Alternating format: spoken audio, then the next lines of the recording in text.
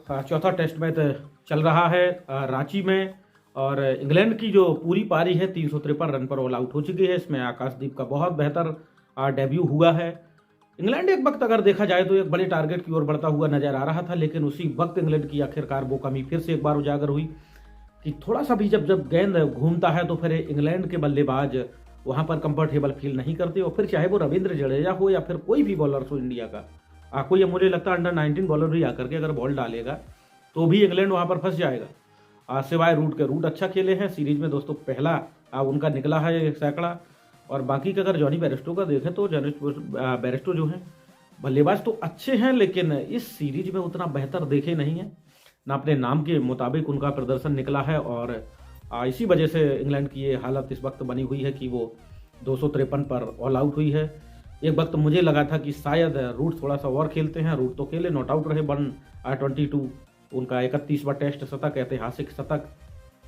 और जो top four बल्लेबाज है दुनिया के टेस्ट की अगर बात करें, वो विराट कोहली हों, चाहे वो बाबर आजम हों, जो रूट हों, स्टीवन स्मिथ हों, लगातार ये बल्लेबाज चारों बहुत बेहतर तरीके से इस एरा में खेल रहे हैं। और बड़ा कंपटीशन चल रहा है कौन बेहतर है, कभी ये बेहतर खेलते कभी वो, इस तरीके से चल रहा है। लेकिन कुल मिलाकर अगर इस टेस्ट के बारे में बात करें तो फिर भारत थोड़ा सा अच्छा फील कर रहा होगा। जरूर इंग्लैंड बड़ा टारगेट नहीं कर पाए, एक बार 400 बना लेता तो फिर बड़ा मुश्किल हो जाता भारत को, चौथी इनिंग्स भी खेलनी है। और रोहित शर्मा का विकेट थोड़ा सा जल्दी गिर गया है, एक बार और फिर से उनका बल्ला नहीं चला है। लेकिन यशस्वी जायसवाल जो एक हौवे बने हुए हैं पूरा वर्ल्ड क्रिकेट में, अगर आप देखें तो चर्चा बनी हुई है। जायसवाल जिस अंदाज से बैटिंग करते हैं तेज, वीरेंद्र सहवाग की कहीं ना कहीं याद आती है। लेकिन इस उम्र में जहां पर यशस्वी जायसवाल खेल रहे हैं, मुझे लगता है वीरेंद्र सहवाग से भी बेहतर बैटिंग कर रहे हैं, क्योंकि सहवाग का जो एरा था वो थोड़ा सा जब वो एक्सपीरियंस हुए थे 40-50 टेस्ट के बाद, वहां से उनका बल्ला बोलना चालू हुआ था। लेकिन जायसवाल आउटस्टैंडिंग यार, इस तरीके का बल्लेबाज किसी भी टीम के पास होगा तो फिर विपक्षी गेंदबाजों की तो फिर धज्जियां उड़ने वाली हैं। यही माइकल वॉन ने बोला था, बोला भी है कि जो यशस्वी जायसवाल है, भारत जहां जहां जिस भी टीम के साथ टेस्ट क्रिकेट खेलेगा वहां पर बॉलर्स का कैरियर बर्बाद करने का ये काम कर रहा है। और इस सीरीज में अगर आप देख रहे हैं तो कभी जिमी एंडरसन को आप लाते हैं तो कभी बेंच पर बिठा देते, कभी मार्क बोर्ड आते हैं, वही सब कुछ चल रहा है। वही इंग्लैंड की टीम है जो बड़ी बड़ी टीमों को धूल चटाती रही है, लेकिन भारत में आकर के फंसती हुई नजर आ रही थी। बैटिंग लाइन पूरी तरीके से कोलैप्स है। बेंडक बेहतर जरूर खेले थे पिछला टेस्ट मैच में, लेकिन वो पर्याप्त नहीं था। ओली पॉप पहले टेस्ट मैच में अच्छा खेले थे, लेकिन इसके बाद उनका बल्ला खामोश रहा है। जो रूट पूरी सीरीज में शांत रहे हैं, नाम के मुताबिक बिल्कुल भी नहीं खेले।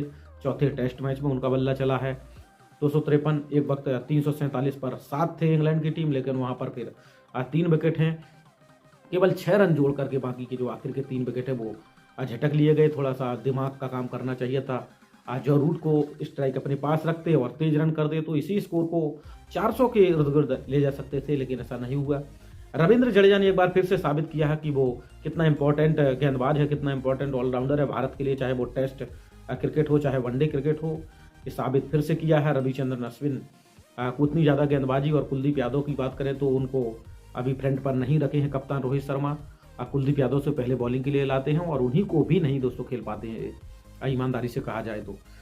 अब देखना ये होगा कि भारतीय जो टीम है, बैटिंग है, यशस्वी जायसवाल, शुभमन गिल बैटिंग कर रहे हैं, कितना भारत आज इस लीड को कवर करेगा। और फिर जब कल बैटिंग करने आएगा, इंपॉर्टेंट ये भी बात होगी कि ज़्यादा से ज़्यादा विकेट यदि भारतीय टीम हाथ में रखेगी तो फिर कल तेजी से रन बनाने की कोशिश करेगी। और कोशिश दोस्तों ये होनी चाहिए कि जो रन है पहली पारी में जब भारत बना रहा है उसमें ज़्यादा से ज़्यादा, जितना ज़्यादा कोशिश करेगा, लीड लेने की कोशिश करेगा, कम से कम 100 रन की यदि भारत लीड लेता है तो फिर भारत के लिए आसान हो जाएगा। चौथी पारी में खेलना मैं हमेशा बोलता रहा हूँ कि बहुत टफ रहता है, बहुत ज़्यादा टफ रहता है। चौथी पारी में अगर आप 150 भी बनाते हैं तो इसका मतलब है कि आपका थोड़ा सा पड़ला भारी है। यदि शुरुआती 2 या 3 विकेट निकल जाते हैं तो फिर टारगेट वो चेस भी नहीं होता है।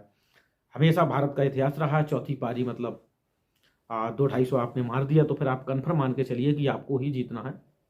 चेस नहीं होता यहाँ भारत में, एक आधा कोई रहा होगा कभी, लेकिन जहाँ तक मैंने देखा है तो फिर स्पिन गेंदबाजी घूमती है। और यशस्वी जायसवाल के अलावा अगर आप बात करें आकाशदीप के बिना इस टेस्ट में अगर बात ना करें तो थोड़ा सा दोस्तों अधूरी रह जाएगी ये कहानी।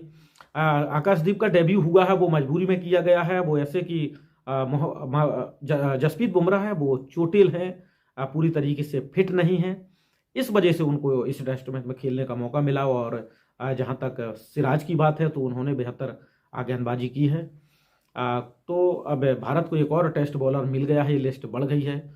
और अब जब इंग्लैंड दूसरी पारी शुरू करेगा तो भारत का ये प्रयास रहेगा बॉलर्स का, कप्तान रोहित शर्मा का, कि इंग्लैंड को कम से कम टारगेट पर ऑल आउट कर दिया जाए।